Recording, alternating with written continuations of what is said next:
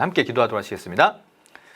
사랑주 감사합니다. 오늘 이렇게 복된 하루 허락하여 주시고 우리 사랑하는 귀한 청년들과 함께 또 온라인 수련의 두 번째 시간을 가질 수 있게 하시니 참으로 감사를 드립니다. 우리 사랑하는 귀한 또 전도사님께서 또 한 달 전부터 열심히 수고하고 또 애쓰게 준비한 이 강의들 통하여 우리 사랑하는 청년들의 믿음과 신앙이 정말 제목의 주제와 같이 흔들리지 않을 수 있도록 도와주시옵시고 주님 주시는 평안함과 주신 축복 가운데 모든 것들이 순조롭게 이루어질 수 있도록 주님 인도하여 주시옵소서. 특별히 우리 사랑하는 장소진 전도사님 정말로 잠도 자지 못하시면서 좀 애쓰시고 수고하셨는데 그 모든 수고와 또 노력이 우리 사랑하는 청년들에게 전달되어져 하나님을 더욱더 깊이 알아가고 그 안에 담겨져 있는 하나님의 섭리와 은혜를 발견할 수 있는 정말 놀라운 시간 될 수 있도록 주님 인도하여 주시옵소서. 주님 시작하는 시간입니다. 마친 시간까지 주님께서 함께 하실 것을 믿으며 살아계신 예수님의 이름으로 기도드립니다. 아멘.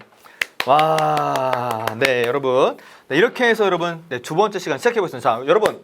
자, 오늘의 주제는 뭘까요, 여러분? 자, 다 같이 뭐라고요? 여러분, 안 들려요. 자, 뭐라고요? 그렇죠, 여러분. 바로 오늘 두 번째 주제는 여러분, 창조신앙 흔들리지 않는 편안함이라는 제목을 가지고 우리 스타 강사님께서 나오실 텐데, 자, 우리 유년부를 섬기고 계신 우리 장소진 전도사님 모시도록 하겠습니다. 네, 우리 장도연 선생님, 네, 마이크 넘기시고요. 네, 여러분, 우리 장도연 선생님께서 준비 많이 하셨는데 제가 또 마이크를 또 넘겨드리도록 하겠습니다. 여러분, 또 즐거운 시간 보내시고 저도 열심히 참여해서 우리 장도연 선생님이 준비해 오신 선물을 꼭 타낼 거예요. 파이팅! 네, 여러분, 그러면 안녕. 감사합니다. 다혜라 아빠 나왔다. 오, 시작됐군요. 제가 댓글이 잘 안 보이네요. 제가 눈이 나빠가지고. 네. 네, 아까 저희 이제 킹기 목사님이 공지 드린 대로 오늘 이제 선물을 받아가실 수 있는 분이 두 분 계셔요. 그래서 기준이 있는데 이제 MVP는 우리 기존의 청년부에서 진행해 주셨던 것처럼 적극적으로 참여해 주신 분을 MVP로 선정을 하고요. 제가 준비한 이제 선물은 제가 강의 마치고 마지막에 어떤 이제 미션을 하나 드릴 건데 그 미션을 잘 수행해 주신 분을 한 분을 뽑아서 제가 직접 준비한 선물을 드릴 수 있도록 하겠습니다. 네, 그러면 강의를 시작해 볼 텐데 사실 딱 이 주제를 처음 들으시고 굉장히 많은 생각들을 하셨을 것 같아요. 저도 아주 많은 고민 끝에 이 주제를 정하게 되었는데 사실 처음 청포도 스토리 강의 제안을 받고 어떤 주제에 대해서 우리 광석교회 청년분들과 함께 이야기를 나눌까 하는 고민이 굉장히 많았습니다. 그래서 가장 먼저는 조금 안전하고 편하고 익숙한 주제로 강의를 하면 좋을까? 아니면 조금 위험하고 위험 부담이 있고 조금 이게 뭐지? 생소한 주제로 강의를 하면 좋을까? 굉장히 고민을 많이 했는데요. 우리 여러분도 아시다시피 저는 후자 쪽을 선택했습니다. 네, 여기 이렇게 앉아 있는데 그 선택에 우리 길선 전도사님 지난주에 선택이라는 강의 해주셨는데 선택에 후회가 없기를 바라며 제가 댓글을 네, 민정자매님 감사해요. 댓글을 제가 보느라 살짝 딜레이가 있을 수 있을 것 같은데 그래도 이렇게 소통하면서 할 수 있도록 하겠습니다. 제가 이 창조 신앙 그리고 과학과 신앙이라는 주제를 잡은 이유가 있습니다.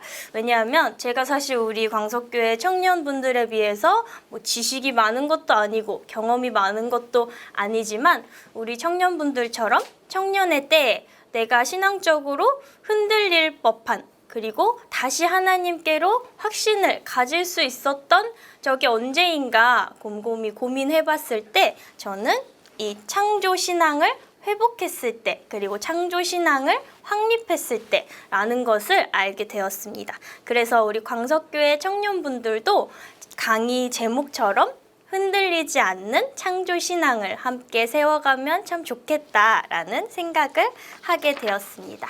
하나님께서 저의 인생을 통해서 만나주시고 또 말씀해 주셨던 것처럼 말이죠. 네, 애기요? 애기요? 네, 네. 그래서 사실 과학과 신앙이라는 주제는 교회에서 쉽게 다루지 않는 민감한 부분이기도 하고, 그리고 우리 일반 성도들에게는 굉장히 생소한 주제이기도 한데요. 오늘날 과학 시대를 살아가는 우리에게 이 주제는 어떻게 보면 피할 수 없는 숙명과도 같다고 생각합니다. 실제로 제가 2018년도에 첫 사역을 시작했을 때 이야기인데요.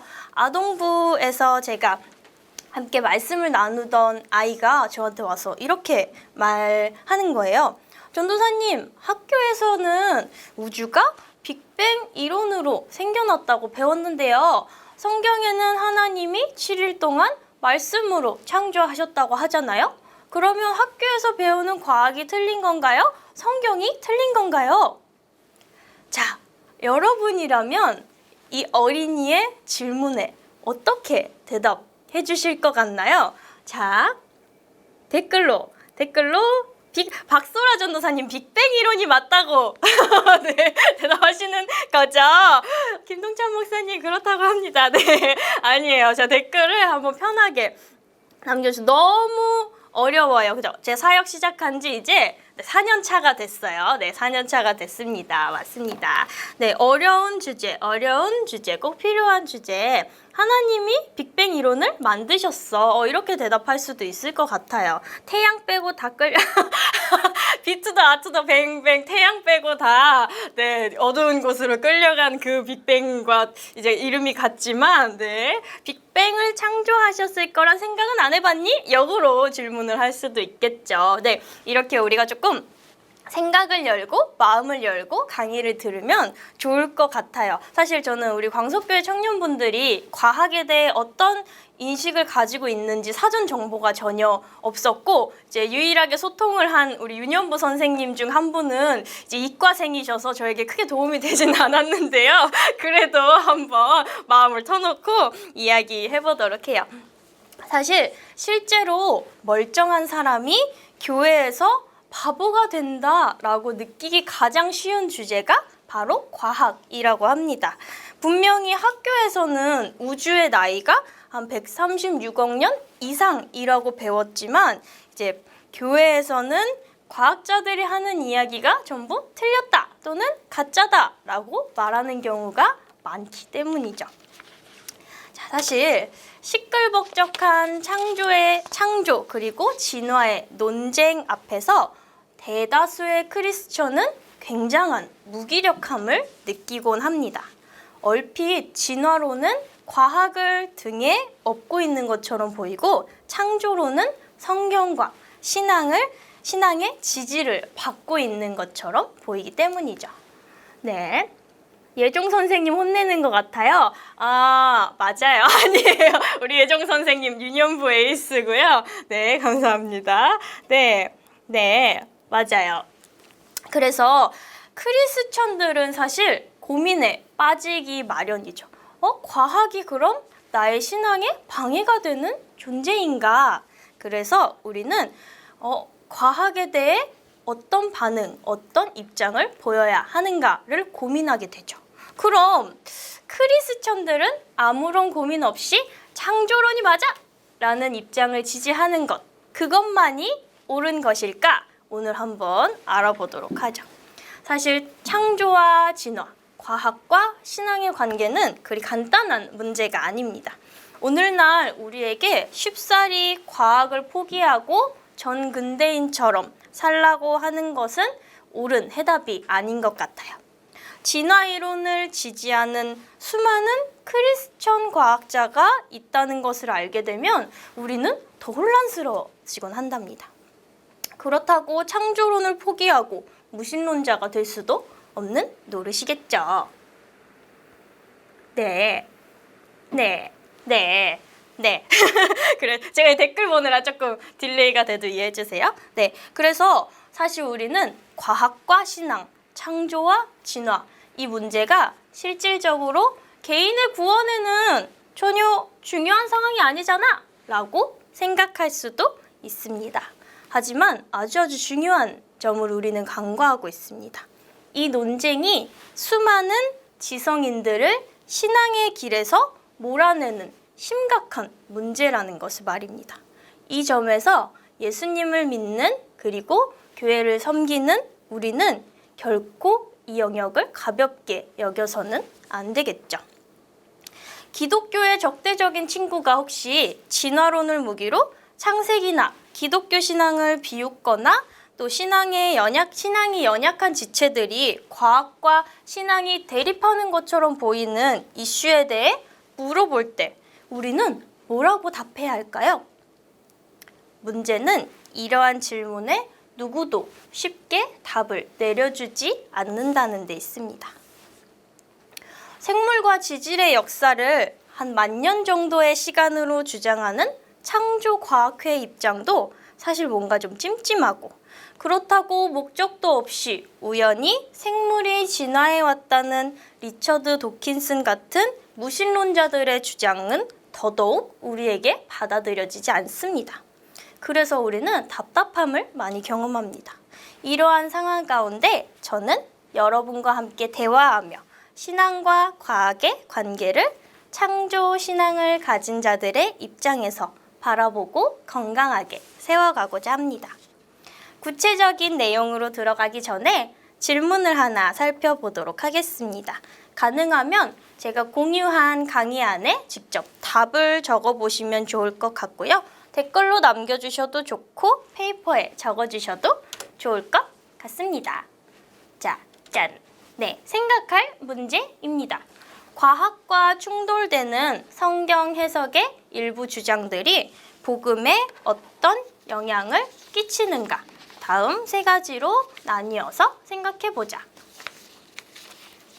자, 복음은 과학과 충돌되는 성경 해석의 일부 주장들은 복음을 약화시킨다 또는 복음을 강화시킨다 또는 별로 영향을 주지 않는다. 두 번째 질문, 만약 과학에 대한 무지가 복음의 입지를 약화시킨다 라고 선택했다면 이런 오해를 막기 위해 우리가 할 수 있는 역할은 무엇일까? 그리고 세 번째로, 과학이 신앙에 방해가 되는 면과 도움이 되는 면을 예로 들어 생각해보고 둘 중 하나, 과학과 신앙을 선택해야 한다고 생각하는지 아니면 과학과 신앙은 함께 갈 수 있다고 생각하는지 자신의 의견을 한번 펼쳐보도록 하겠습니다. 자, 질문이 조금 많아서 생각할 시간을 드리도록 하겠습니다. 함께 생각해 봅시다.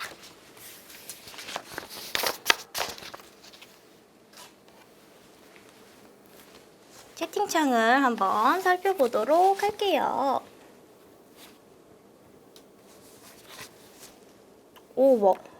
우리 청년분들 중에 이과이시거나 아니면 과학에 관심이 있으신 청년분들이 조금 제가 글씨를 가리고 있네요. 네, 있으신 것 같아요.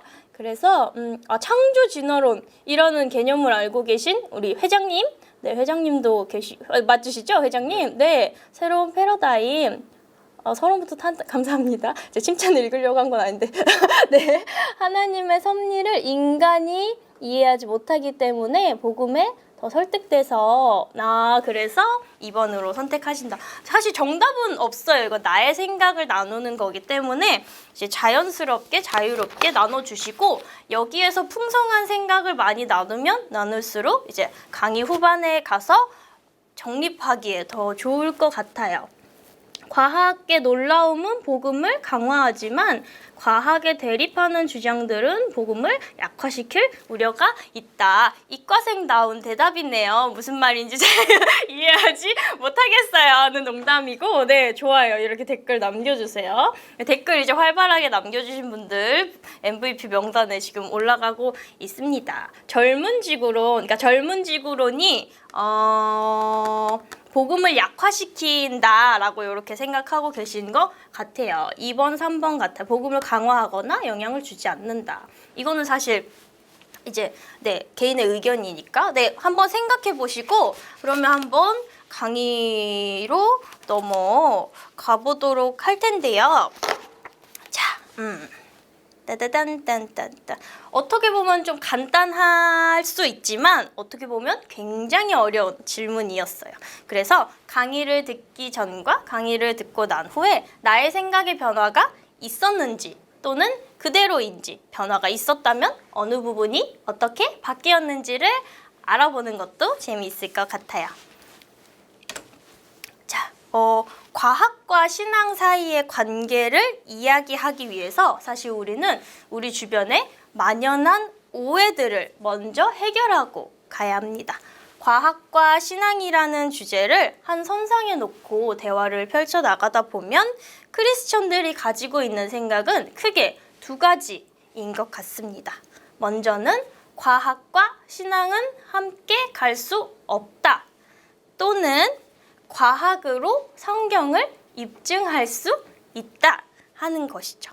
극단적으로 다른 주장을 하고 있는 이 두 가지 의견은 사실 아이러니하게도 똑같은 결과를 가져왔습니다.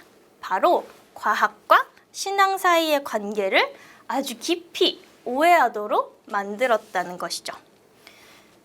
수많은 오해들 중에서 오늘 강의에서 중점적으로 다루고자 하는 내용과 관련 있는 세 가지 오해를 함께 나눠보고자 합니다. 자, 첫 번째 오해는 창조 과학이 기독교의 유일한 입장이다 라는 것입니다. 창조 과학은 한 번쯤 들어보셨을 것 같은데요. 창조 과학은 기존의 과학 대신에 성경을 토대로 한 새로운 과학을 세우겠다라는 동기에서 시작했습니다. 동시에 성경의 모든 내용들이 과학적으로 증명될 수 있다는 입장을 가지고 있죠. 이런 견해를 가진 사람들을 창조과학자 또는 창조론자라고 부릅니다. 하지만 제가 오늘 말하고자 하는 창조신앙, 창조론과 창조과학은 같은 개념이 결코 아닙니다. 창조론이라고 하는 말은 원래 훨씬 더 넓은 의미를 담고 있습니다. 창조론의 핵심을 우리가 꼭 알아야 하는데요. 여기서 깜짝 퀴즈! 창조론의 핵심을 한 문장으로 정리하면 무엇일까요? 자, 조금 댓글이 올라오는 시간이 있기 때문에 한번 살펴볼게요. 창조론의 핵심을 한 문장으로 정리하면 무엇일까요? 오, 정답이 나왔어요. 네, 제가 절대 우리 유년부 이과 선생님께 스포일러를 한 건 아니에요. 관심이 많으셨던 것 같아요. 맞아요. 엄청 정답이 올라오고 있는데 우리 청년분들 생각보다 훨씬 저와 소통이 잘 되고 있는 것 같아요. 창조론의 핵심 개념은 사실 신이 천지를 창조했다. 즉 하나님이 천지를 창조하셨다라는 개념이죠. 그렇기 때문에 창조과학의 좁은 범위와는 사실 같은 개념이 아니다라고 보는 게 맞습니다. 그래서 이 창조론 자체는 인간과 우주가 만년 전에 창조되었던 아니면 수십억 년 전에 창조되었던 그것은 중요한 문제가 아니고 창조를 하신 분이 누구인가 하는 문제가 가장 중요하다라고 할 수 있죠. 오늘날의 창조론이 이전에 말했던 창조과학과 같은 개념이라는 오해를 많이 받고 있습니다. 창조과학은 말 그대로 성경이 말하고 있는 창조를 문자 그대로 해석해서 과학적으로 증명해내고 말겠다 하는 주장을 하는 건데요. 주로 6일, 실제로 하루 이틀 3일 6일 만에 창조된 지구 그리고 우주와 지구의 나이가 6,000년 정도 되었다는 주장. 노아의 홍수로 형성된 지층과 화석을 증거로 들고 대홍수 격변설, 공룡 발자국과 함께 찍혀있는 사람의 발자국 등 과학과 창세기를 문자주의적으로 연결한 주장들이 굉장히 다수를 이루고 있답니다. 짜자잔짠짠 유년부 청년. 맞아요. 조금 제가 막 정보를 와라라라라 해서 조금 어려우실 수 있는데 이러한 창조과학회의 창조과학자들의 주장이 창세기를 증명해주지 않는다라는 것만 우리는 확실히 알고 가면 됩니다. 왜냐하면 이 주장들은 이미 과학적으로도 엉망진창이다라는 것이 너무 명확하게 검증되었기 때문이죠. 지구가 6,000년 되었다는 주장은 제가 우리 청년분들께 공유한 자료에도 있는데 제임스 어셔가 정리한 어셔의 연대기를 기반으로 하고 있습니다. 천지 창조부터 그리스도의 탄생까지 연대를 쭉 정리해서 그렇다면 천지 창조부터 그리스도의 탄생 그리고 오늘 2000 몇 년도를 살고 있는 우리의 시대가 한 6,000년 정도 됐겠네 하는 이론입니다. 당시 이제 17세기에는 이런 젊은 지구 연대를 믿고 있었고 지질학도 발달하지 않은 시기였습니다. 그런데 18세기에 들어서면서 유럽의 광산 회사들이 마구마구 생겨났어요. 광산 회사가 많아진다는 건 땅을 드르르르르르 많이 뚫는다는 거랑 뚫는다는 의미를 가지고 있었겠죠. 그래서 땅을 뚫는 과정에서 지층 연구가 끊임없이 일어나게 되고 지질학적 지식이 여기에서 많이 확립되게 됩니다. 그래서 19세기에 와서는 지질학자들이 우리가 땅과 화석과 지층을 분석해보니 사실 지구는 최소 수백만 년 이상 될 수밖에 없다라고 생각하게 된 것이죠. 저 때 광산주를 샀어야 하는데 주식에 관심이 많으신가 봐요. 네, 그렇죠. 네, 광산주 가자. 광산주. 뭐 이미 늦었어요. 요즘은 광산을 파지 않죠. 자, 그래서 우주의 나이가 또 6,000년이라는 주장. 이것은 어떻게 우리가 검증할 수 있느냐? 엄청 간단해요. 이건 우리가 직접 검증할 수 있는데, 자, 우리가 밤하늘을 바라보면 이제 별이 무수히 가득하죠. 그리고 저 별은 한 최소 10억 광년은 떨어져 있는 별이 우리 눈에 보이는 거다 라는 것을 우리는 사실 과학적 지식이 엄청 많지 않더라도 알 수 있습니다. 그 말은 즉슨 그 별이 우리의 눈에 담기기까지 적어도 10억 광년 이상이 걸렸다는 것을 의미합니다. 만약 우주의 나이가 6,000년 정도밖에 되지 않았다면 10억 광년이 떨어진 별을 우리의 눈에 담는 건 불가능하겠죠. 제 설명이 너무 어렵지 않죠? 어렵지 않죠, 선생님? 네, 어렵지 않다고 합니다. 그래서 사실 가장 멀리 있는 은하의 나이가 100억 광년 정도라고 봤을 때 과학적으로 우주의 나이는 적어도 100억 년 이상이다라는 것을 우리는 알 수 있죠. 저 별은 나의 별, 저 별도 나의 별 욕심이 많으시네요. 네, 이 별도 저 별도 다 가지세요. 네, 그러세요. 자, 그리고 결정적으로 2013년 프랑크 위성이 수행한 우주 배경 복사. 이 우주 배경 복사 관측에 따르면 우주의 나이는 한 138억 년 정도 됐을 것이다라고 이제 과학적으로 증명이 되었습니다. 아니, 저 전도사님은 왜 자꾸 과학적으로 검증이 됐다고 얘기를 하는가? 자, 우리가 사실 지구가 둥글고 이제 지구가 태양의 주위를 돌고 있다라는 것을 옛날 사람들은 인식하지 못하고 생각도 이해도 하지 못했죠. 하지만 오늘날 과학의 발전으로 인해 우리는 새로운 개념들을 많이 발견하고 또 그것이 그렇구나 라는 것을 받아들이게 됩니다. 그 과정 가운데 밝혀진 이 우주의 나이, 지구의 나이들을 우리가 틀렸다고 할 수는 없는 거죠. 자, 그렇다면 도대체 이 창조과학에서 주장하는 허무맹랑한 이야기들은 어디서부터 시작된 것인가 우리가 알아보지 않을 수 없겠죠. 30호의 소우주가 난리가 났다고 하는데 제가 안 들어봐서 강의 마치고 한번 들어보도록 하겠습니다. 적색편이 자꾸 유년부 이과 선생님이 저를 어렵게 하는데 내일 예배 끝나고 남았으면 좋겠습니다. 네, 그래서 자, 창조과학은 대표적으로 이제 20세기 초에 조지 맥크리디 프라이스라는 사람이 홍수 지질학이라는 내용의 책을 들고 나오면서 시작되었는데요. 그 책에 나오는 내용이 지금의 창조과학, 그러니까 오늘날의 젊은 지구론의 기반이 되었다고 합니다.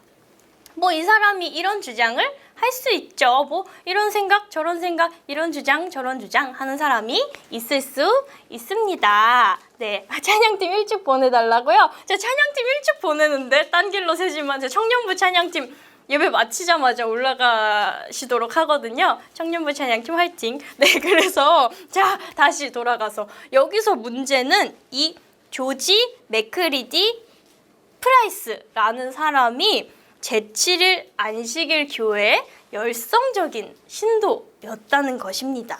자, 그 안식일 교회의 성경 해석을 베이스로 이러한 젊은 지구론 주장을 펼쳐가고 있었던 거죠.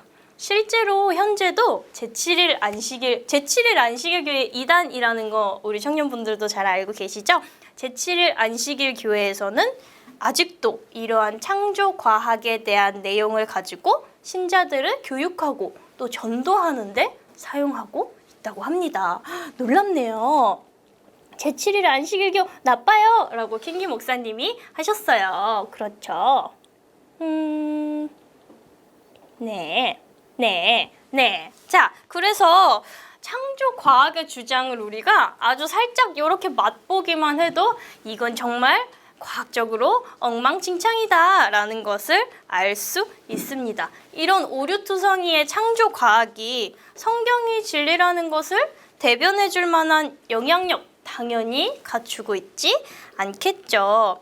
그렇다면 우리가 앞서서 제가 계속 강조했던 창조론과 창조 과학은 다른 개념이다 라는 것, 이것을 우리가 인지하고 가야 되는데 오늘날 창조과학의 주장이 창조론의 주장이다 라는 오해는 어떻게 생겨나게 된 것일까요? 아마도 제 생각에는 지질학이나 진화론으로 인해 성경의 권위가 무너질 것을 두려워한 이들이 성경을 지켜내야 한다는 의식 속에서 문자 그대로의 성경 방법, 성경 해석 방법을 사수한 그 방식을 오늘날까지도 고수했기 때문이라고 생각합니다. 문자 그대로의 성경 해석, 문자 그대로의 창조는 오히려 진정한 창조 신앙의 확립을 방해할 뿐만 아니라 성경이 말하고 있는 천지의 창조주, 하나님의 창조에 드러난 핵심 주제를 뒤흔드는 위험한 발상이라고 할 수 있겠습니다. 주일에 쉬는 킹기 목사님 킹기 목사님 주일에 쉬고 싶으셔서 제7일 안식 아니죠? 네, 아닙니다. 네, 문자 그대로면 그렇죠. 문자 그대로 해석하는 대표적인 집단이 있죠. 바로 이제 얼마 전에도 사회적으로 큰 파장을 낳았던 신천지가 바로 문자 그대로 성경을 해석하는 대표적인 집단이라고 할 수 있습니다. 성경은 문자 그대로 해석하면 아주 큰일 난다, 안 된다라는 거 우리 알고 갑시다. 자, 그러면 성경에서 말하는 창조를 우리가 어떻게 해석해야 하는데요? 하는 건 너무너무 중요한 문제니까 우리 조금 더 뒤에서 다뤄보도록 하겠습니다. 자, 아직 첫 번째 오해밖에 살펴보지 않았는데 조금 진이 빠질 것 같죠? 아니에요. 자, 두 번째 오해는 진화론은 무신론과 같은 개념이다 라는 것입니다. 사실 이 이야기를 하기 위해서는 진화론, 진화주의 등등 많은 개념을 지금 회장님이 제 모션을 따라하며 저를 놀리고 있어요. 이래도 되나요? 목사님. 네, 괜찮아요. 감사합니다. 집중해 주셔서. 다시, 그래서 진화론을 말하려면 아주 많은 개념을 설명해야 하는데 사실 이제 시간적으로 제한이 있기 때문에 간단하게 설명드리도록 하겠습니다. 사실 진화론은 진화주의를 말하는 경우가 훨씬 많은데요. 보통 진화에 대한 과학적인 이론 자체를 진화론이라고 말하고요. 그리고 진화론을 가지고 어떤 세계관을 확립하는, 네, 계속할게요. 진화론을 확립하는 것이 이제 진화주의다 진화주의라고 할 수 있습니다. 자, 여기서 우리가 주목해야 할 단어가 있습니다. 세계관이라는 단어인데요. 자, 진화 이론은 어떤 세계관을 가지고 있는지와 상관없이 단지 자연 현상의 인과관계를 밝히는 과학 이론입니다. 따라서 우리가 이해해야 할 중요한 점은 생명체의 변화 과정을 다루는 진화 이론과 과학에서 신의 유무를 결정하는 또는 가정하는 세계관은 엄연히 다른 차원이라는 걸 알 수 있죠. 이론은 이론일 뿐, 개념은 개념일 뿐, 그것이 무신론이라는 세계관과 직결되는, 바로 연결되는 개념은 아니라는 것 우리가 알고 가야 합니다. 자, 진화와 진화이론, 진화주의에 관한 세부적인 설명은 제가 나눠드린 자료를 참고해 주시면 좋을 것 같습니다. 세 번째 오해는 과학은 무신론을 지지하고 있다라는 것입니다. 과학자 중에 그러면 크리스천은 존재하지 않아야겠죠. 이 오해가 진실이라면. 그런데 사실 과학자 중에는 무신론자, 유신론자 모두 존재합니다. 댓글을 살짝 볼게요. 물 한 잔 드세요. 감사합니다. 네, 물 한 잔 먹을게요. 자, 조금 쉬고 계시고 앞에 사항들을 조금 정립하고 계시면.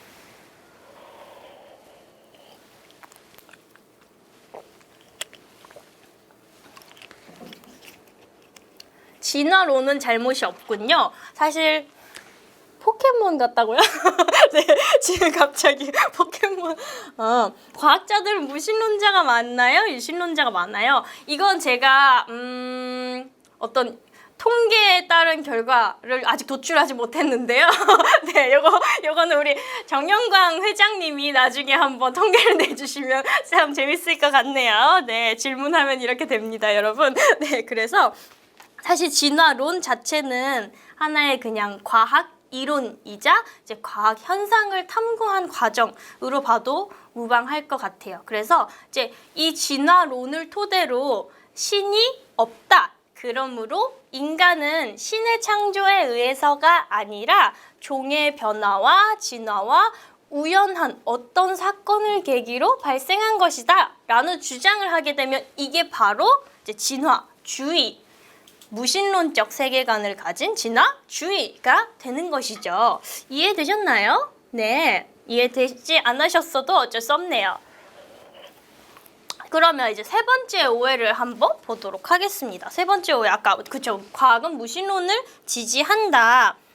그래서 과학자들 중에서 하나님의 존재를 믿는 크리스천이 사실 굉장히 많이 있습니다. 어떻게 과학을 연구하면서 과학자이면서 하나님의 존재를 믿을 수 있는가 하는 의문이 들죠. 하지만 이거는 간단하게 생각하면 과학이 무신론을 지지하는 것은 아니지만, 그리고 또 과학이 유신론이 틀렸다고 말하고 있지도 않다라는 것을 우리는 알고 가야 합니다. 무슨 말이죠? 말장난인가요? 말장난은 아니고요. 과학은 아까 말씀드린 것처럼 세계관과 직결되는 영역이 아니죠. 과학의 특성을 올바로 이해하고 있으면 이 부분에서 우리가 조금 시원한 해결을 볼 수 있는데요. 과학의 연구 과정 자체는 하나님의 초자연적인 개입을 고려하지 않기로 전제하고 있습니다. 쉽게 말해서 과학은 신이 존재하느냐 하지 않느냐의 영역에 크게 관여하고 있지 않다는 거죠. 그래서 과학의 굉장히 매력적인 특성이 있는데요. 과학 연구, 과학 실험은 무슬림이 하던 무신론자가 하던 크리스천이 하던 똑같은 결과를 도출해 낸다는 것입니다. 예를 들어서 신의 존재를 믿든지 믿지 않든지 물은 똑같이 100도씨에서 끓어오른다 라는 것을 생각하면 조금 쉬운 부분이 되겠죠.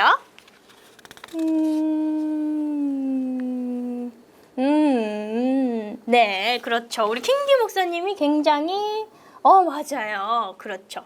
과학은 지식으로 봐야 되는 거죠. 우리의 신념과 세계관의 영역과는 조금 다르다고 봐야 합니다. 네네네. 네, 멋있죠. 물론 제 머리에서 나온 말은 아니고요. 저도 여기저기서 주워온 말입니다. 그래서 과학의 연구 결과를 통해 신의 존재 유무나 창조의 목적을 알 수 있다라고 말하는 사람이 있다면 그것은 더 이상 과학을 주장하는 것이 아니라 자신의 신념이나 세계관을 강조하는 것에 지나지 않는다. 과학의 영역을 벗어난 발언이다 라고 봐야 한다는 거죠. 그렇죠. 맞아요. 줍는 것도 능력이죠. 맞아요. 좋은 걸 잘 주워 먹어야 돼요. 이상한 걸 주워 먹으면 탈납니다. 네, 그래서 이 세 가지 오해들을 살펴보면 우리는 간과할 수 없는 한 가지를 기억해야 합니다. 우리에게 실질적으로 과학과 신앙이 관계에서 오는 오해가 우리에게 어떤 결과를 낳았느냐, 이거 굉장히 중요하겠죠. 과학과 신앙, 그리고 창조론과 진화론, 창조론과 창조과학 사이에서부터 오는 오해는 지금 우리, 그리고 교회, 많은 크리스천들에게 어려움을 선사하고 있습니다. 무신론 진화론자와 창조과학자 사이에 싸움이 낳은 피해자가 있는데요. 누구일까요? 갑자기 깜짝 퀴즈. 집중하지 않으면 문제를 못 듣죠. 네, 자 다시 한번. 무신론 진화론자와 창조과학자 사이에 싸움이 낳은 진정한 피해자는 어떤 부류의 사람들일까요? 못 들었어요. 다시 얘기했어요, 제가. 그죠? 예수님? 오, 예수님. 우리들이요. 네? 네? 집중하세요. 자, 네. 그리스도인. 그렇죠. 맞아요. 다 정답이에요. 사실 예수님도 피해자가 될 수 있다고 봅니다. 진리의 복음이 왜곡될 수 있기 때문에 제가 정리하기로는 진정한 피해자는 과학을 포기한 많은 크리스천들과 신앙을 버려야만 했던 많은 지식인들이라고 생각합니다. 굉장히 안타까운 결과이죠. 그래서 오늘날 그리스도인들, 오늘날 과학 시대를 살고 있는 우리가 과학을 두려워해야만 하는가, 과학과 신앙 중 하나만을 택해야 하는가 라고 질문할 때 우리는 어느 것도 버리지 않아도 된다 라고 말해줄 수 있었으면 좋겠습니다.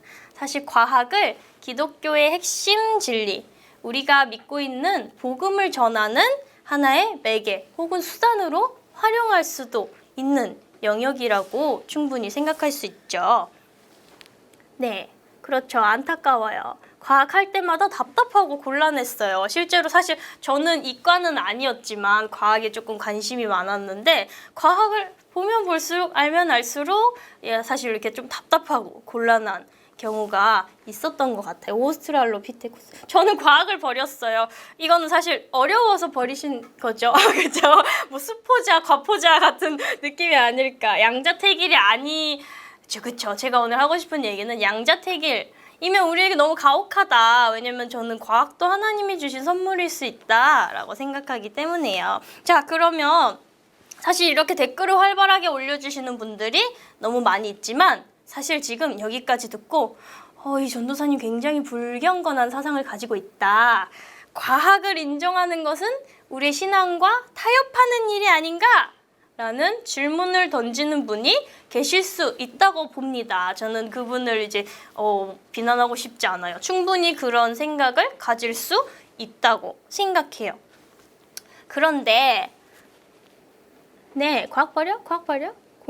갑자기 제가 질문은 마치고 받을 텐데 이제 답을 드릴 거라고는 장담할 수 없어요. 네, 뭐 한 달 후에 답을 드릴 수도 있고 저도 좀 공부를 하고 드릴게요. 어쨌든 자, 우리가 과학을 받아들이는 것이 창조신앙과 멀어지는 것이라고 판단하는 이유는 아까 말씀드린 젊은지구론 또는 창조과학의 입장이 우리가 보편적으로 성경을 이해하는 모호한 진리라고 들어왔기 때문입니다. 하지만 앞서서 있었던 오해들을 해결하고 나면 우리가 조금 가벼운 마음으로 과학을 받아들일 수도 있을 것 같아요. 사실 창조과학회의 주장처럼 하나님의 창조 기사를 담고 있는 창세기에 대한 자의적이고 주관적이고 문자주의적인 해석은 정통 기독교에서 인정을 받은 적이 없습니다. 두둥. 그렇죠. 헛소리.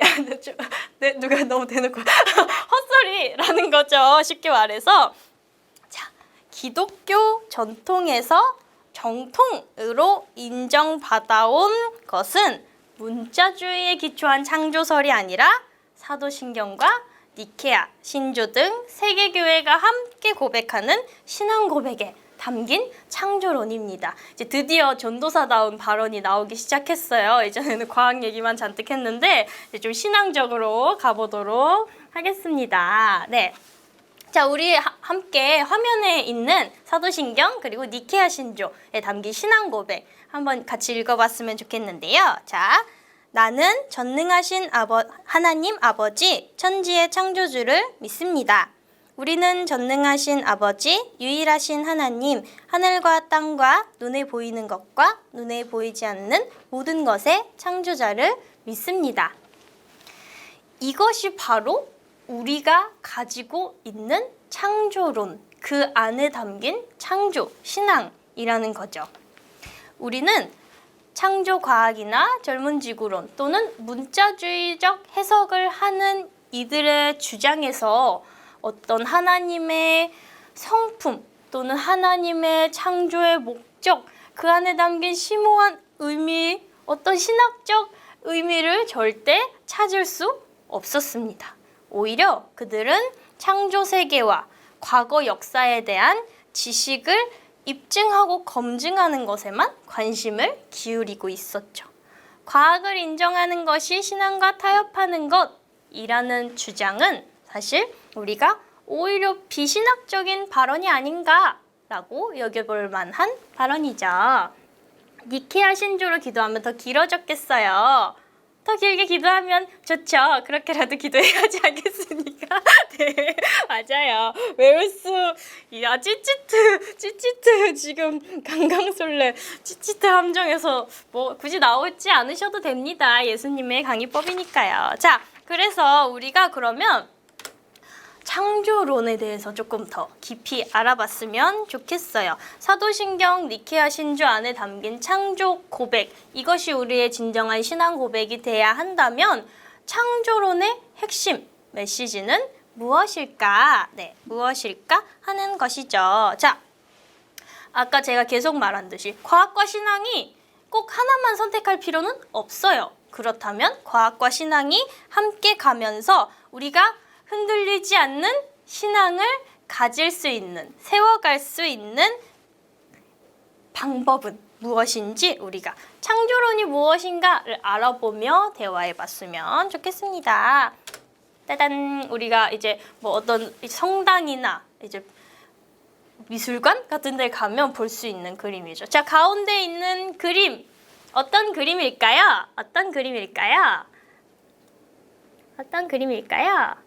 천지창조, 네, 그림이 나오자마자 막 댓글로 엄청 이렇게 올려주셨네요. 자, 이 천지창조 그림에서 말하고 있다시피 창조론의 핵심, 아까 한 문장으로 뭐였죠? 창조론의 핵심 한 문장으로 하나님이 천지를 만물을 창조하셨다라는 개념이죠. 이 개념을 토대로 다양한 창조론의 입장이 등장했는데 이걸 다루다 보면 아마 내일까지 얘기를 해야 할 것 같아서 간단하게 다뤄보도록 할게요. 창조론에도 다양한 관점 그리고 다양한 개념들이 있다고 합니다. 사실 제목만 보면 이거 무슨 말이야? 창조랑 진화가 왜 같은 문장 안에 있는 거야? 라고 생각하실 수 있는데 이건 하나의 관점이고 개념이고 어떤 이론이기 때문에 어떤 것이 정답이다 라고 오늘 말할 수는 없을 것 같고요. 저는 이런 관점들이 있습니다 라고 설명하는 것에서 발을 빼려고 합니다. 네, 책임 전가라고 하죠. 그래서 하나님께서 진화라는 자연 법칙을 사용해서 창조하셨다 라고 보는 진화적 창조론이 있고요. 그리고 과학적인 지구와 우주의 나이를 인정하지만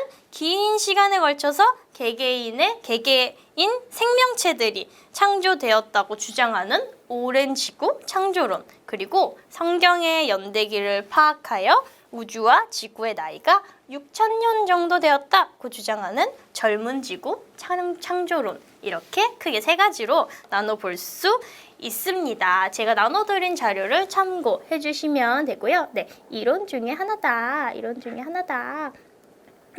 나머지는, 네, 맞아요. 나머지는 우리 킹기 목사님께 물어보시면 엄청 자세하게 설명해 주실 거예요. 그래서 우리가 이 이론들을 굳이 살펴본 이유는 과학이라는 요소를 완전히 배제하지 않으면서도 하나님의 창조를 주장하는 이론들이 존재한다라는 것을 이야기하고 싶어서였습니다. 자, 이 중 여러분의 생각과 가장 가까운 주장, 굳이 하나를 뽑자면 무엇일까요? 시리야, 조용히 해. 네, 무엇일까요?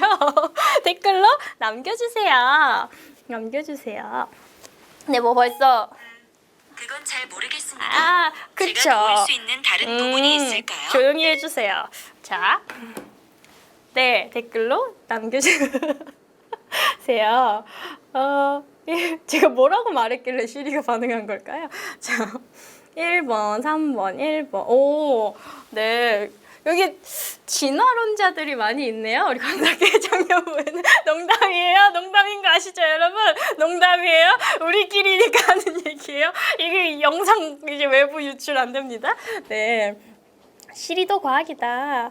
네, 맞아요. 저는 이러고 놀아요. 선생님들을 곤란하게 만들면서. 네, 그래서 우리는 뭐 다양한 관점을 가지고 창조론을 바라볼 수 있다. 과학이라는 요소를 완전히 배제하지 않아도 우리는 창조를 이야기할 수 있다. 그리고 이건 여기까지나 이론이고, 중요한 것. 창조는 어디까지나 하나님의 영역이기 때문에 인간인 우리가 온전히 알 수 없는 영역이다 라는 것을 반드시 인정하고 가야 한다 라는 것입니다. 제가 과학과 신앙, 그리고 창조론과 진화론 사이에서 흔들리는 우리 청년들에게 꼭 이것만은 기억해 주세요 라는 한 문장을 제시하고 싶습니다. 그것은 바로 성경은 과학 교과서가 아니다 라는 것입니다. 성경은 창조나 어떤 기사들에 대해서 과학적으로 검증해주기 위해 쓰여진 책이 절대 아니라는 것 반드시 기억해 주셨으면 좋겠어요. 사실 우리는 과학 시대에 흔들리는 우리의 신앙을 우리가 가지고 있는 성경이 아주 속 시원하고 명쾌한 답을 내놓으며 해결해 줄 것이라고 기대하고는 합니다. 하지만 이 생각은 어쩌면 완벽하게 맞을 수도, 어쩌면 완벽하게 틀릴 수도 있습니다. 흔들리는 창조신앙을 단단하게 붙잡아 줄 수 있는 핵심 키포인트는 바로 우리에게 주어진 이 성경을 어떻게 읽어내느냐에 있다고 할 수 있습니다. 댓글 한번 볼게요. 맞아요. 성경은 과학교과서가 절대 빅뱅 이론은 오케이요. 네, 이런 이제 깊은 영역의 질문들은 뭐 나중에 저 개인적으로 커피 마시면서 나눠보셔도 되겠고요. 네, 그래서 성경을 과학 교과서처럼 우리가 제공된 정보를 통하여 사실관계를 입증하여 읽으려는 태도를 가진다면 우리가 앞서 말했던 성서 문자주의자나 창조 과학자들과 크게 다르지 않다고 보아도 무방하겠죠.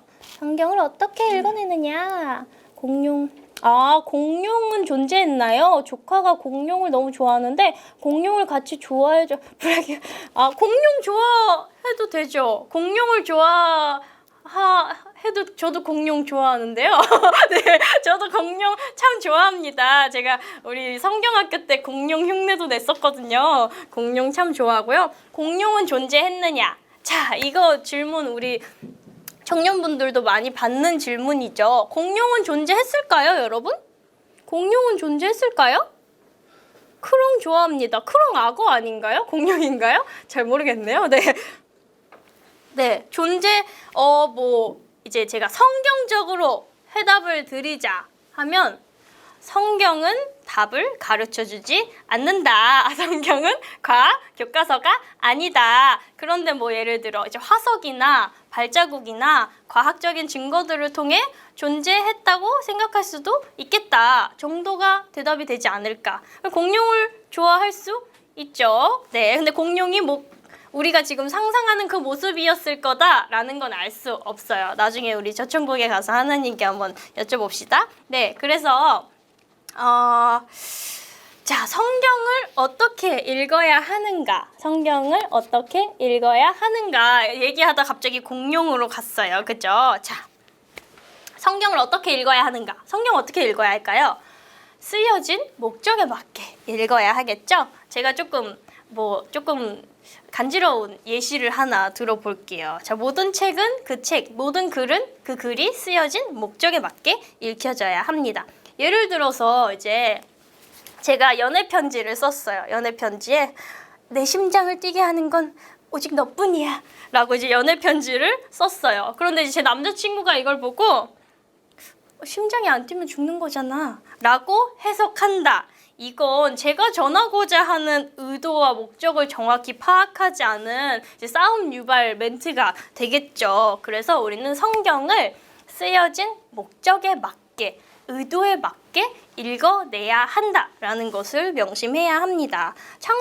성경은 창조를 과학적으로 설명하고 있는 책이 아니라 하나님이 천지와 우주를 창조하셨다는 신앙을 이야기하고 있는 책입니다. 그래서 우리는 성경이 쓰여진 의도와 목적, 그리고 그것을 읽는 사람들의 당시 문화와 상황과 배경과 특성에 파악하여 창조 기사를 바라볼 수 있어야 한다는 거죠. 이과 혼내요. 저 이과 감성 좋아하는데요. 네, 하나의 예시일 뿐입니다. 네, 그렇죠. 도엽전도사님 정제하시나요? 네, 그렇죠. 자, 그래서 우리가 창조를 이야기할 때 빼놓을 수 없는 책이 있죠. 바로 이제 창조 기사의 절정인 창세기입니다. 창세기. 우리가 성경 구절을 잘 모르는 사람이어도 무조건 외우고 있는 구절이 있어요. 창세기 1장 1절 우리 함께 읽어볼까요? 태초에 하나님이 천지를 창조하시니라. 태초에 하나님이 천지를 창조하셨다라는 이 창세기는 성경 전체의 기초가 되며 특히 그 첫 번째 장이 지니는 중요성은 아무리 강조해도 지나치지 않습니다. 창세기 1장은 성서적 세계관의 토대가 될 뿐 아니라 우리의 삶의 의미와 목적, 가치를 확립해 나가도록 돕는 커다랗고 아주 중요한 이야기를 제공해주고 있습니다. 그쵸. 눈 감고도 우리가 외울 수 있는, 눈 감으면 읽는 게 아니라 생각하는 거라고 이과 감성 우리 윤현부 이과 선생님이 또 이렇게 싸움 유발 멘트를 날려주시네요. 감사해요. 자, 그래서 창세기 1장 1절은 이처럼 장엄하게 창조의 사실을 선언하고 있습니다. 우리는 창세기를 읽으면서 천지 창조 자체를 어떤 창조의 방식이나 순서나 시기와 혼돈해서 읽지 말아야 합니다. 우리가 앞서 살펴본 것처럼 창조의 방식이나 시기와 관련된 문제들을 해결하지 못했다는 이유로 창조가 하나님으로부터 발생했다는 사실 자체를 믿기 포기하는 사람들이 많이 있어 왔기 때문이죠. 그쵸. 이게 첫 구절이라는 게 의미가 있겠죠. 우리가 이렇게 가지고 있는 성경 전체의 첫 구절에 굳이 이걸 실은 이유가 무엇일까? 그만큼 이 구절이 가지고 있는 창조로서의 의미, 그리고 우리가 확립해 나가야 할 창조 신앙의 의미가 그만큼 막대하다라는 것이겠죠. 네. 예종 선생님과 이제 지영 선생님이 댓글창에서 싸움이 일어났는데 이기는 사람한테 MVP를 줘도 재밌을 것 같아요. 아무나 이겨라. 네, 너무 싸우지 마시고 제 강의도 들어주세요. 그래서 자, 창세기가 말하는 기독교 창조 신앙, 가장 중요한 기독교 창조 신앙은 온 세상 만물을 창조하시고 섭리하시는 이가 누구다? 하나님이시다. 그리고 온 세계가 하나님의 선한 창조 목적에 따라 존재하는 피조물에 불과하다라는 것을 담은 하나의 신앙 고백이라고 할 수 있습니다. 자, 여기서 하나님이 온 세상의 궁극적인 기원이 되신다는 우리의 신앙 고백은 우주와 인간의 시간적 기원 또는 뭐 역사적, 과학적 연구와는 다른 차원에 속해 있는 믿음의 고백으로 봐야 합니다. 제가 굉장히 이제 좋아하고 존경하는 다니엘 밀리오리라는 신학자가 이런 말을 했는데요. 우리 화면을 보시고 함께 읽어봤으면 좋겠어요. 자, 하나님의 창조 활동의 기간과 단계와 과정에 대해 우리의 과거 가정이 아무리 광범위하게 수정된다 하더라도 이것은 창조자 하나님에 대한 우리 신앙의 중심적 주장에는 본질적인 영향을 미치지 못한다. 물 좀 마실게요.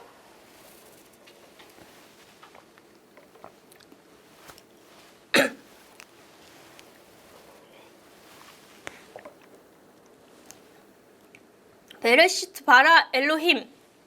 무슨 언어일까요? 깜짝 퀴즈. 우리 길선 전도사님이 올려주셨어요. 맞아요. 조직신학개론 진짜 유명한 책 쓰신 분이에요. 다니엘 밀리오리 선생님. 베레시트 바라 엘로힘. 엘로힘은 하나님이고요. 이제 베레시트 바라. 이제 하나님이 창조하셨다. 하나님이 창조하셨다란 히브리어죠. 히브리어. 우리 이제 구약을 보기 위해서는 히브리어를 잘 알아야 한다. 저도 아직 잘 모릅니다만. 네. 그래서 하나님이 온 세상의 기원이 되신다라는 것이 창세기 창조 고백의 핵심이다라는 것을 알 수 있습니다. 사실 창세기는 보면 볼수록 좀 심오하고 재미있는 책인데요. 창세기가 기록되고 읽혀질 당시의 배경을 알면 더 우리에게 주는 감동이 크게 다가옵니다. 자, 창세기 기록 당시에 바빌론, 가나안, 그리고 이집트. 여러분 사실 이스라엘 백성들이 이 당시에 엄청 강대국이 아니었다는 건 다들 알고 계시죠? 이스라엘은 포로기를 많이 겪으며 이제 강대국들의 침략도 받고 이제 압제도 받는 백성이었는데요. 당시 그 주변 강대국들은 다신론을 가지고 있었습니다. 이 세상의 많은 것들이 그들이 숭배하는 신이었다는 것이죠. 특히 하늘에 떠 있는 해, 달, 별은 그들이 숭배할 만한 어떤 위험 있는 광명체로서의 역할을 잘 수행하고 있는 것처럼 보였습니다. 그런데 이러한 광명체들, 해, 달, 별이 이제 그들이 숭배할 만한 신으로서가 아니라 하나님이 창조하신 하나의 피조물, 그것도 생겨나라 라는 말씀 한마디에 생겨난 피조물에 불과하다라는 이 고백은 가히 충격적인 선포였겠죠. 하나님은 누군가에 의해 창조된 존재가 아니라 태초부터 스스로 계신 유일한 하나님, 유일한 창조주였습니다. 우리가 경배할 대상은 하나님이 만든 피조물인 해, 달, 별, 그리고 어떤 자연 세계가 아니라 유일한 하나님, 모든 것을 창조하신 하나님이다 라는 위대한 신앙 고백이 창세기의 창조 기사에 담겨 있는 것이죠. 그렇죠. 네. 벌컥벌컥 마셔주세요. 감사해요. 제가 좀 벌컥벌컥 마실게요. 좀좀따리 마시느라 살에 걸릴 뻔했어요.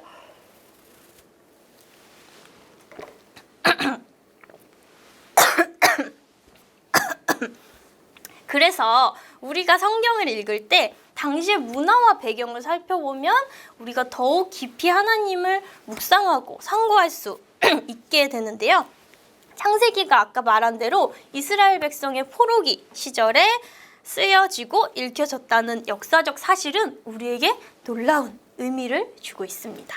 자, 포로가 되어 잡혀갔다. 사실 우리나라도 아픈 역사가 있죠. 일제 침략을 받아, 압제를 받아 이제 일제 치하 시기를 겪으면서 우리의 많은 선조들이 아픈 역사 가운데 살아갔는데요. 자, 포로기에 살아가는 그 백성들에게 이 창세기가 어떤 의미로 다가왔을까요? 절망적인 상황 속에서, 현실 속에서 앞이 보이지 않는 캄캄한 어둠 속에서 수많은 약탈과 전쟁이 계속되는 그 무질서한 세계에서, 그리고 인간의 모습을 하고 있지만 사실 짐승과 가축과 다를 바 없는 존재로 취급되었던 그 노예들에게 창세기의 창조 기사가 시사하는 바는 엄청났습니다. 그들의 고통을 보시고 그들의 부르짖음을 들으시고 직접 찾아가셔서 그들을 해방시키실 그 하나님 여호와가 바로 천지 만물을 창조하시며 온 천지의 주인이신 하나님이시다라는 이 선포는 그들의 삶이 뒤집어질 만한 엄청난 서사였다는 것이죠. 태양의 아들 바로, 그들을 압제하는 바로를 비롯해서 자신들이 수호신으로 삼고 있는 모든 자연 피조 세계가 하나님이 만든 것에 불과하고 하나님은 질서와 빛을 창조하신 하나님이시다라는 것은 창조신앙의 위대한 선언인 것이죠. 하나님이 천지를 창조하셨다. 그리고 하나님이 천지 만물을 섭리하시고 인도하신다라는 것은 큰 믿음이며 그들에게 소망이었습니다. 그들을 하나님께로 인도하는 이야기의 시작에서 혼돈과 공허가 가득한 그 공간에서 하나님은 이렇게 말씀하십니다. 거기에 빛이 있으라. 그러자 빛이 생겼고 밤이 되고 아침이 되니 이는 첫째 날이니라. 이 말씀을 기록한 유대인들은 과학적으로 이것이 맞는지 틀린지에 전혀 관심이 없었습니다. 그들에게 중요한 것은 이 말씀이 과연 과학적 사실을 기록하고 있느냐 하는 것이 아니라 하나님의 말씀, 우리에게 주시는 하나님의 말씀이 무엇을 의미하고 오늘날 절망적인 삶에서 살아가는 우리에게 어떻게 소망이 되느냐 하는 것이었습니다. 네. 네, 에어컨, 히터 꺼진 소리가 들렸죠. 자, 여기서 제가 조금 우스꽝스러워 보이지만 굉장히 묵직한 메시지를 가지고 있는 그림을 하나 가져와 봤습니다. 제가 굉장히 이렇게 해야 됩니다. 좋아하는 그림인데요. 자, 하나님이 천지 창조를 이제 우리에게 말씀하실 때, 자, 하나님이 첫째 날 하나님께서 굉장히 어려운 이 수식을 사용하셔서 빛을 창조하셨다라고 우리에게 설명하지 않으시죠. 하나님은 혼자 앞서가시는 분이 아닙니다. 하나님이 가지고 있는 지식, 하나님이 알고 계신 그 세계의 영역에서 우리에게 말씀을 주셨다면 우리는 오늘 하나도 이해할 수도 해석할 수도 없는 말씀을 붙잡고 있었겠죠. 하나님은 그 당시 사람들이 이해할 수 있는 그들의 언어와 그들의 문화를 통해 그들에게 필요한 위로와 복음의 소식을 전해주시는 분이라는 것을 우리가 반드시 기억해야 합니다. 네, 어쨌든 창조하셨다. 그네 공식이 있고요. 그쵸? 우리가 사실 빛의 창조, 빛의 생성 과정을 이론적으로 이해하는 건 불가능하죠. 하나님이 창조하셨다. 이게 우리한테 중요한 겁니다. 사실 그래서 지금까지 나눈 이야기들을 통해 우리는 성경과 기독교 전통에서 이 세상이 정확히 언제, 어떻게 시작되었는가는 사실 중요하지 않다. 우리에게 중요한 것은 누가 천지 창조하셨는가 하는 것이다. 인데요. 우리는 또 중요한 질문을 하나 할 수 있습니다. 자, 하나님은 왜 세상을 창조하셨을까? 자, 댓글로 남겨주세요. 하나님은 왜 세상을 창조하셨을까요? 하나님은 왜 세상을 창조하셨을까요? 댓글이 올라오는 동안 조금 숨을 골라보도록. 여러분? 자, 여러분, 제 말이 꼬이기 시작했는데 얼마 안 남았어요. 강의가 끝나는 게 너무 쉽지 않죠. 네, 거의 끝났으니까 조금만 더 화이팅 힘내봅시다. 사람을 사랑하셔서 하나님이 세상을 이처럼 사랑하사 독생자를 주셨으니 이는 저를 믿는 자마다 네, 하나님이 세상을 사랑하셔서 천지 창조하셨다. 하나님의 형상을 닮은 저랑 같이 살려고요. 그쵸, 찬양받으시려고. 다 정답이에요. 제가 이제 유년부 친구들 대하듯이 대하는 게 아니라 틀린 말이 하나도 없어요. 다 정답이고 세상을 통해 영광 받으시기 위해, 사랑하시기 위해, 그리고 이미 사랑하셨기 때문에 그쵸. 세상을 지으시고 사람을 지으셨겠죠. 하나님은 세상을 왜 창조하셨을까 하는 이 질문에 대해서 현재 한국 교회 안에서 통용되는 가장 흔한 대답 가운데 하나는 하나님께서 인간을 구원하시기 위해 세상을 창조하셨다 하는 것입니다. 그런데 이것은 조금 단편적인 시각이라고 생각됩니다. 단지 세상의 창조가 인간의 구원 역사를 전개하기 위한 무대가 필요했기 때문이다 라고 하기에는 우리 청년분들이 그쵸, 우리 청년분들이 말씀하신 것처럼 하나님은 사랑의 하나님이시기 때문이죠. 그리고 더 나아가서 하나님은 인간뿐만 아니라 모든 창조 세계를 사랑하셨다. 모든 피조물을 사랑하셨고 하나님과 모든 피조 세계, 인간을 포함한 피조 세계와 연합하고자 하셨다. 그리고 그것이 하나님이 보시기에 좋았더라 하는 것이죠. 그래서 모든 피조물은 삼위일체 하나님의 삶과 사역에 참여할 것을 창세기는 말하고 있습니다. 창세기에서 흔히 삼위일체다라고 말하는 부분이 있는데요. 우리가 우리의 형상을 닮은 사람을 만들자 이렇게 대화하는 것 같은 부분이 있다고 해서 이 부분을 삼위일체다라고 말하기도 하는데 사실 정확히는 잘 모르겠지만 하나님은 아시겠지만 사실 창조 자체는 삼위일체 하나님의 사랑의 속성이 잘 드러난 사역이라고 할 수 있습니다. 모든 피조물은 하나님의 사역에 그리고 삶에 참여하고 동참하며 하나님은 우리와 함께 만들어가는 창조를 통해 보시기 좋았더라 라고 말씀하셨다는 것이죠. 소진 전도사님 공룡손이신가요? 공룡 아닌 것 같네. 그냥 사람 손이고요. 네, 그렇죠. 음치박치는 킹기 목사님, 음치박치도 하나님을 찬양할 수 있죠. 우리가 하나님을 찬양하는 건 꼭 예쁜 목소리, 이렇게 멋진 실력이 있어서뿐만 아니고 저도 음치박치인데요. 이따가 찬양할 겁니다. 네, 그래서 자, 우리가 창조를 말할 때 우리 이제 청년분들이 다루어 주셔서 저도 깜짝 놀랐는데 하나님의 형상으로 인간이 지음을 받았다라는 것이 굉장히 중요하죠. 그런데 하나님의 형상이라고 하는 거는 어떤 인간의 외형적인 특성을 말하는 것이 아니고 생물학적인 특성. 하나님이 눈이 2개, 코가 하나, 입이 하나, 손이 공룡손이 아니라 사람 손은 머리카락이 있고 어떤 우리가 흔히 떠올리는 멋진 키가 큰 백인 남성의 이미지. 이렇게 우리가 외형적인 특성을 닮았다는 것이 아니라 인간에게 주신 소명을 우리는 하나님의 형상대로 지음받았다라고 이해해야 합니다. 하나님의 통치와 질서를 드러내는 대리통치자로서 그리고 하나님을 향한 온 만물에 찬양을 비추는 제사장, 음치이냐 박치이냐 관련 없이 하나님을 찬양하는 제사장, 그리고 왕 같은 제사장으로서의 소명이 바로 인간을 지으신 목적, 하나님의 형상을 닮은 인간 안에 담겨 있다는 것입니다. 그래서 앞서 나누었듯이 우리가 창세기 창조를 통해서 가져야 할 아주 중요한 자세가 있습니다. 이미 다 얘기한 부분이에요.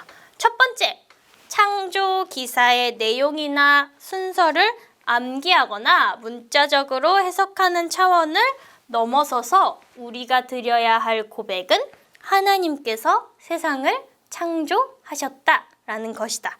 그리고 두 번째로 하나님께서는 창조하신 그 모든 피조물과의 연합을 통해 이루고자 하시는 창조의 목적이 있고 우리는 그것을 이해해야 한다라는 것이죠.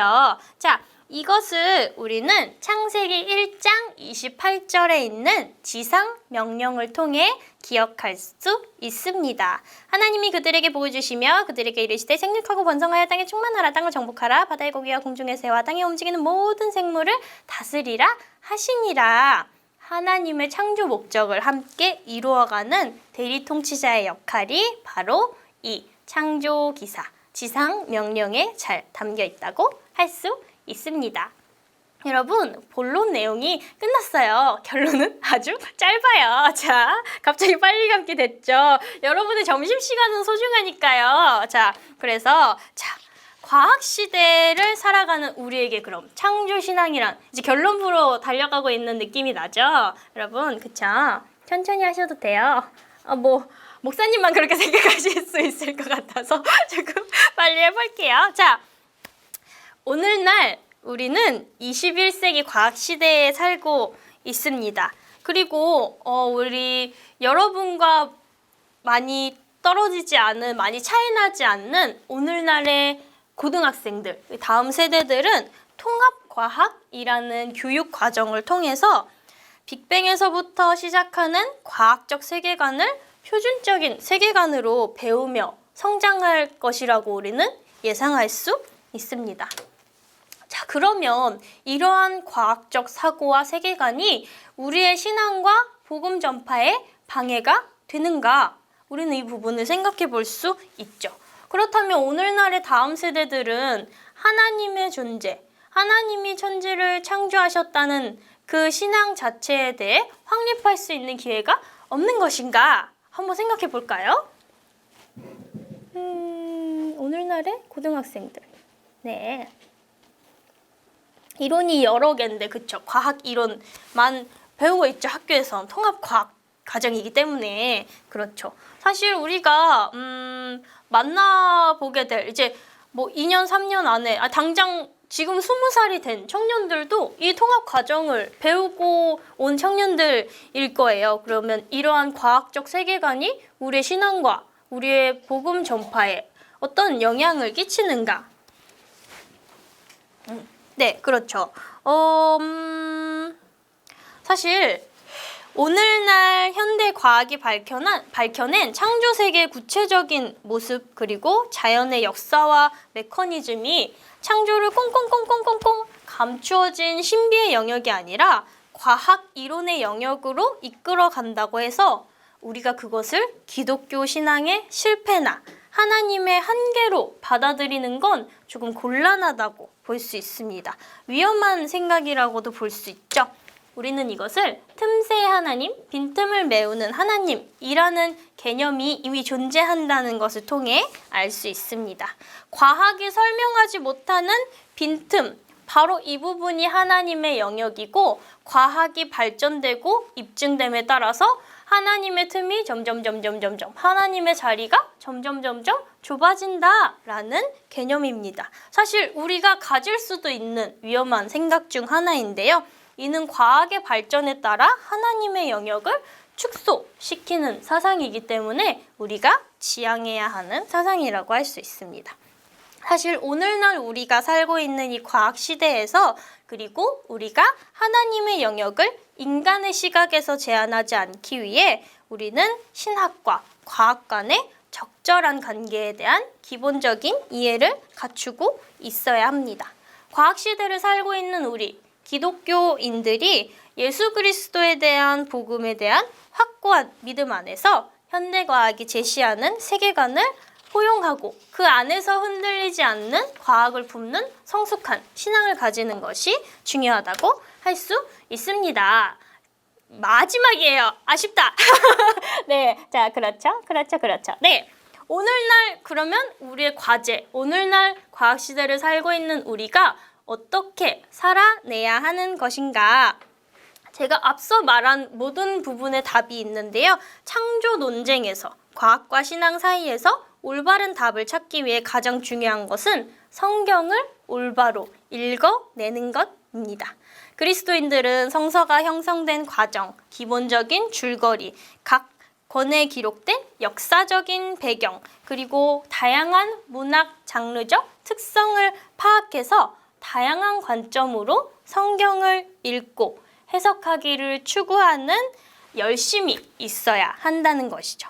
이 과정을 통해서 우리는 성경 문자 그대로의 단편적인 의미가 아니라 그 이면을 관통하는 진리, 곧 예수 그리스도의 복음과 하나님에 관한 심오한 진리를 발견할 수 있을 것입니다. 창조신앙도 이와 크게 다르지 않습니다. 과학의 시대를 살아가는 우리에게 과학이 내던지는 질문들은 어쩌면 이미 주어진 정답을 잘 암기하고 평온하게 지켜오던 우리의 신앙을, 그리고 그 신앙의 잔잔한 호수를 파도치게 하는 돌멩이와 같을지도 모릅니다. 그 돌멩이가 일으킨 물결은 우리를 다소 혼란스럽게 할지는 모르지만 우리 안에 깊숙이 자리 잡고 있던 하나님의 뜻을 분별하고 또 실천하는 역동적인 신앙을 떠오르게 하는 중요한 매개체가 되어줄 것이라고 저는 소망합니다. 과학과 신앙 사이의 이야기, 특히 창조에 관한 부분은 너무나도 깊고 넓고 방대해서 사실 이 1시간 안에 다루기에는 너무너무 어려운 영역이었습니다. 강의를 들으시는 우리 청년분들에게도 다소 혼란스럽고 생소한 이야기의 향연이었을지도 모르겠습니다. 강의를 마무리하며 과학과 신앙을 바라보는 우리가 다음 2가지의 사실만은 꼭 기억했으면 좋겠습니다. 첫째로 기독교 신앙은 과학보다 더욱 심오한 진리를 다루고 있다는 것. 그리고 2번째로 기독교 신앙은 단지 맹목적으로 믿는 신앙이 아니라 이해를 추구하고 또 고민하고 사고하는 신앙이라는 것입니다. 이 2가지만 잘 기억하고 있다면 과학 시대를 살아가고 있는 우리는 흔들리지 않는 건강한 창조 신앙을 소유한 자들로 기꺼이 살아낼 수 있을 것입니다. 우리가 가져야 할 창조 신앙을 그 어떤 말보다도 잘 표현하고 있는 고백이 바로 여기에 있습니다. 함께 화면을 보시고 읽어 주셨으면 좋겠습니다. 여호와 우리 주여, 주의 이름이 온 땅에 어찌 그리 아름다운지요. 주의 영광이 하늘을 덮었나이다. 주의 손가락으로 만드신 주의 하늘과 주께서 베풀어 두신 달과 별들을 내가 보오니 사람이 무엇이기에 주께서 그를 생각하시며 인자가 무엇이기에 주께서 그를 돌보시나이까. 시편 기자의 이 고백이 오늘날을 살아가는 우리의 삶 가운데도 창조주 하나님을 향한 흔들리지 않는 믿음의 고백으로 울려 퍼지길 소망합니다. 하나님, 오늘날을 살아가는 우리에게 우리의 신앙을 위협하는 것 같고 흔드는 것 같은 많은 일들, 많은 사건들이 있겠지만 우리가 그 가운데에서 기억해야 할 것, 오직 우리를 지으시고 지금도 우리를 인도하시며 우리를 사랑하시고 우리를 책임지시고 우리의 삶 가운데 늘 창조주 하나님으로 함께 하시는 하나님이 우리의 하나님 여호와가 되신다는 것, 그것만은 우리가 흔들리지 않기를 소망합니다. 하나님, 오늘 강의를 통해서 우리가 오직 창조주 하나님의 그 은혜와 사랑만을 기억하게 하시고 매일매일 살아가는 가운데 우리가 하나님을 향한 그 찬양이 날마다 끊어지지 않도록, 그리고 하나님이 지으신 가장 귀한, 가장 특별한 하나님의 형상을 닮은 피조물로 살아내는 데에 부족함이 없도록 주님, 우리와 늘 함께 하시고 인도하여 주시옵소서. 여기에 모인 우리 광석교회 청년부 주님 기억하여 주셔서 언제나 어디서나 흔들리지 않는 건강한 창조 신앙을 가진 자들로, 삶에서 예배하는 자들로 굳건히 세워질 수 있도록 주님 함께하여 주시옵소서. 감사합니다. 사랑합니다. 예수님의 이름으로 기도드립니다. 아멘. 네, 우리 반주로 섬겨주신 대엽전도사님 감사합니다. 감사해요. 네, 저 화면 PPT 네. PPT 화면이 네. 전체를 키워주세요. 예종 씨. 네, 여러분 우리 너무나도 수고해 주신 우리 장소인 선생님께 다시 한번 큰 박수 하겠습니다. 우후! 네, 여러분. 네, 같은 신앙이 되겠습니다. 수고했습니다. 네. 뭐죠? 흔들리지 않겠어. 외국에서 오셨어요. 박수담 양은 흔들리지 않겠어요라고 말씀하셨는데, 야, 우리 승훈이가 웬만하면 저희 표현 잘 안 하는데 여러분, 와, 감사합니다라고 표현을 하고 있어요. 굉장한 거예요, 굉장한 거, 그렇죠? 네, 그다음에 우리 지영이 예뻐요. 이제 박수, 상이 박수 감사합니다. 저 뭐지? 그 예종아 화면 좀 키워주세요. 이거 전체 화면으로 지금 PPT 화면 돼 있잖아. 아예 그냥 무슨 말씀인지 아시죠? 네네네. 네, 여기서 뽕 하고 키워주세요. 저희를 뿅 하고. 자, 간다. 야! 와! 네, 여러분 굉장하죠. 우리 예종이가 여러분 굉장히 지금 신기술을 가지고 왔는데, 자, 여러분 어떻게 어떻게 잘 들으셨나요? 창조 신학에 대해서? 네, 반응 좀 해주세요. 사이언스 저스 영어 너무 썼다.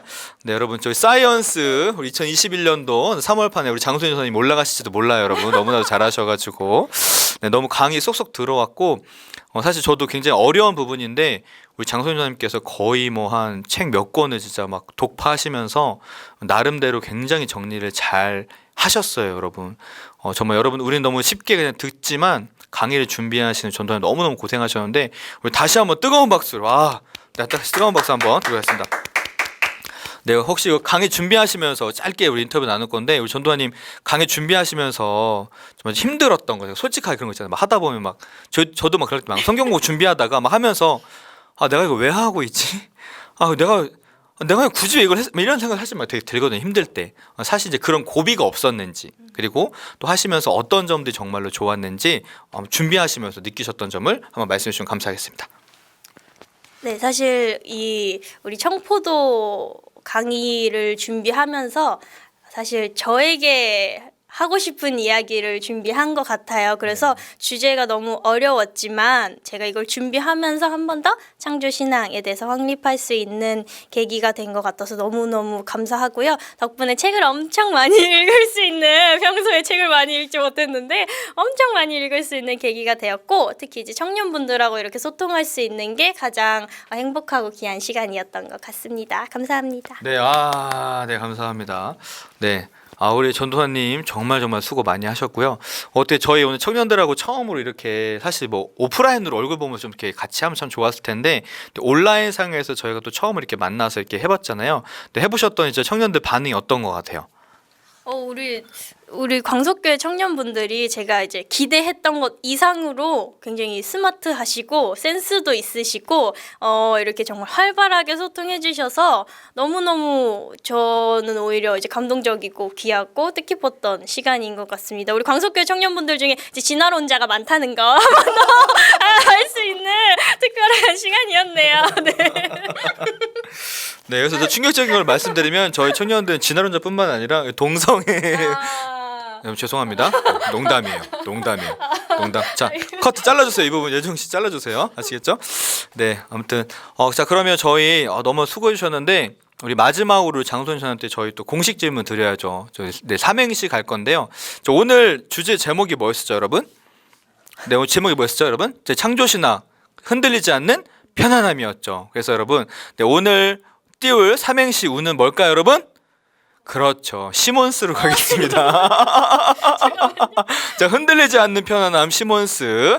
자, 에이스 내려주세요. 에이스 내려주세요. 자, 우리 전도사님 또 생각하셔야 되니까. 네, 이벤트 있어요, 목사님. 제가 생각하는 동안 이벤트 네네네. 진행해 주시면 선물. 네네. 어떤 이벤트 진행해 드릴까요? 네. 말씀해 주세요. 여기 깜짝 이벤트 두둥. 네, 우리 전도사님 생각하실 때 이렇게, 자, 오늘 강의를 들은 소감을 한 문장으로 정리하여서 댓글로 남겨주신 분을 통해서 한 분 추첨해 특별한 선물 드릴 건데, 혹시 전도사님 선물이 뭔가요? 너무 궁금한데. 선물은 네. 뒤에 하나 넘겨주시겠어요? 네. 제가 넘기면 되죠? 네. 자, 제가 참고 도서를 총 7권을 이제 참고를 했는데, 그 중에서 가장 저에게 이제 제가 재밌게 읽었던 이 창조론 연대기라는 책인데, 자, 뭐 책이야 하시는 우리 청년분들, 만화책이에요, 만화책 여러분. 만화책이에요. 네, 만화책. 너무너무 재밌게 우리 창조 창조 신학에 대해서 다루고 있어서 만화책이니까 자 그래서 이 한 문장으로 댓글을 가장 저에게 감동이 되게 하나님이 세상을 네. 창조하셨다. 막 지금 떨고 계시는데 자. 맞아요. 사실 저도 여러분 제가 저기서 조금 얘기를 하면 이 창조론 연대기 쓰신 이 김민석 작가님이 저 전에 계셨던 속초중앙교회 권사님 아들이셨어요. 그래가지고 저는 이 시리즈 다 갖고 있거든요. 뭐 누가 뭐 마가복음 뒷조사부터 해서 다 갖고 사인 받은 책도 있어요, 여러분. 부럽다. 죄송해요. 참 이렇게 쓸데가 없어요, 김 목사님이. 그렇죠? 자, 그럼 이제 여러분 자 한번 올려줘 보세요. 한번 우리 전다님 또 생각하실 동안에 잠깐 자랑했어요. 네, 필요하시면 아니 왜냐면 저 나중에 우리 김민석 작가님 한번 모시려고 생각하고 있거든요. 네, 우리 제가 권사님께 오기 전에 미리 우리 박미라 권사님께 말씀드렸어요. 우리 김민석 작가님의 어머니 박미라 권사님께 미리 얘기했으니까 혹시 필요하시면 언제든지 여러분 전화 주시고 아시겠죠? 자 올려주세요. 나니아 연대기는 없나요? 지영이 책 줘도 안 읽을 거면서 하여튼 이렇게 얘기해요. 자 우리 현경이가 하나님의 세상을 창조하셨다라고 했고, 네, 또 밑에 댓글 남겨주세요. 어떤 게 가장 좋을지. 자, 한 문장으로 정리하면 어떤 게 나올 수 있을지 오늘 이건 굉장히 중요해요, 여러분. 다들 지금 밥 먹으러 간 거 아니야 지금? 지금 보니까 지금 기프트콘 지금 그거 보고 있느라고 지금 다 안 보고 있는 거 아니야 지금? 자, 이렇게 되면 누가 받게 되는 건가요? 이거 혹시 저도 전도사님 혹시 가능한가요? 네, 그럼요. 여러분 저는 오늘 장소연님께서 해주시는 얘기를 들으면서 오늘 창조 신학이 무엇일까라고 했을 때 한 가지로 정의해 보면 아까 다니엘 밀리오리 교수님께서도 하셨던 말씀인데 결국에 여러분이 창조 신학이라는 건 뭐냐면 우리가 이해를 추구하는 신앙으로 나아가야 된다라는 것이죠. 이것은 뭐냐 보편적인 진리와 또 객관적인 사실 플러스 우리가 해결할 수 없고 우리가 설명할 수 없는 그 하나님의 은혜와 섭리에 대해서 정말 그것을 어떻게요? 알아가는, 그러니까 이해하는 게 아니라 이해를 어떻게요? 추구해가는. 그러니까 딱 정의 내려지는 게 아니라 그것을 향해 점점 나아가는 게 진짜 창조 신학이 아닌가라는 생각을. 죄송해요. 제가 여러분 문과 나왔는데 이과처럼 살아가지고 자 그러면서 자 극단으로 가는 것은 안 좋다. 흔들리지 않는 편안한 마음을 가지게 되었다. 누가 자, 사행시를 우리 은규 창조는 하나님의 사랑이고 을대로 광학과 비교할 수 없다. 신비로움 그 자체를 이해하고 악망하자. 와, 야, 자 우리 경빈이가 또 올라왔는데요. 자, 전지전능하신 사랑의 존재자, 저도 많이 이들에게 사랑을 주며 살겠습니다. 네, 이렇게 주셨는데, 네, 혹시 우리 지금 다 밥 먹으러 간 거 아니지, 얘들아? 아직 밥 시간 안 됐는데, 네, 올려주세요. 또 한 번 더. 우리 한 10초 정도만 더 기다렸다가 네, 우리 MVP를 또 뽑도록 하겠습니다. 네, 뭐 책을 가져가실 분은 누군지 뭐 어느 정도 좀 걸러진 것 같습니다. 아무튼 지영아 너는 아니다. 나니아 연대기는 아니다. 네, 그러면 이것으로 마감하겠습니다. 자, 우리 장소연님 오늘의 MVP 한 분을 뽑아주시면 누굴 뽑아주시겠습니까? 우선 MVP 네. 이제 가장 활발하게 댓글로 참여를 해주시고 네. 저와 소통해주셨다. 네. 개인적으로 굉장히 엉뚱하지만 재밌는 질문을 해주셨던 우리 정영광 회장님 드려도 돼요? 드려도 회장님 와. 청년부를 위해 섬겨주시는데 여러분 주작 아니에요. 주작 아니에요. 아니에요. 여러분 주작 아닙니다. 주작 아닙니다. 공룡 질문이 너무 마음에 들어서. 네, 맞아요. 관규 형제님이에요? 네네. 죄송해요. 그러면 자 관규 형제님 와, 우리 손자님 들었다 놨다. 네, 우리 관규야 상태기한테 치킨 사줘. 치킨 알았지? 공룡은 못 사주지만 치킨 사줘. 알았지? 네, 알겠습니다. 네. 자, 그리고 이 책을 받아가실 주인공은 너무 감동적인 문구가 많았는데 네. 우리 이제 사행시 해주셨던 네, 우리 은규 형제. 네. 네, 우리 은규 형제가에게 이제 창조론 연대기를 선물로 드리도록 하겠습니다. 네, 자 그럼 이제 우리 마지막 우리 시몬스로 우리 삼행시 한번 가보도록 하겠습니다. 자, 여러분 준비되셨죠? 자, 하나, 둘, 셋, 시. 여러분 미안해요. 잠을 못 잤어. 나도 전도사님들이 못 자는 것보다 나도 못 잤어. 네. 자, 다시 한번 할게요. 하나, 둘, 셋. 시편의 저자가 한 고백을 듣고 뭔? 뭔 소리야 하고 끝내지 마시고 스스럼 없이 질문하는 신앙을 가지시길 소망합니다. 와! 힘 네. 죄송해요. 여러분 제가 진짜 전도사님들한테 미리 공지를 안 하기 때문에 굉장히 저 어제 김기선한테 지난주에 김기선한테 등짝한테 맞았잖아요. 아니 맞을 뻔했잖아요. 맞은 건 아니고. 네, 여러분 정말 우리 1시간 정말 반이라는 시간 동안 장자 정말 많은 책들을 정리하시고 청년들과 소통하기 위해서 수고해 주신 우리 장소연 전도님께 우리 다시 한번 뜨거운 격려의 박수 드리고 가겠습니다. 네, 수고하셨습니다. 자, 우리 전도사님 네 모시고요. 네. 네, 김대전 전도사님 저희 김대전에 계신데 우리 김대전님 박수. 네, 와. 네, 여러분 제가 우리 김대전 전도사님 기타 치는 거 처음 봤는데 저희 나중에 찬양팀 찬양할 수 없을 때 김대전 전도사님 불러다 놓고 그냥 옆에다가 앉히면 될 것 같습니다.